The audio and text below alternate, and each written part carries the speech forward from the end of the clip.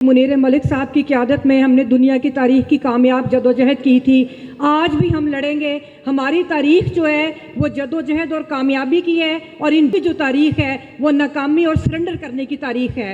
1965 से लेकर आप गिनती शुरू करें, 1971 हो, जब उसामा बिन लादेन को इनके घर से लोग उठाकर लेकर गए तो उस वक्त इनके अंदर कोई शर्म नहीं थी। जो इन्होंने निहत्ते शहरियों के ऊपर जो जुल्म डी चौक पे किया, मैं अपने तमाम वुकला लीगल फ्रेटर्निटी को मैं एक सिर्फ बात याद दिलाऊंगी कि अगर माजी में हम उन सियासी वर्कर्स के साथ खड़े रहे जिनका ताल्लुक MRD से या किसी और जमात के साथ था, तो आज भी हम लोग डट के खड़े होंगे। अगर कोई PTI का वर्कर है तो हम उसके साथ भी देंगे।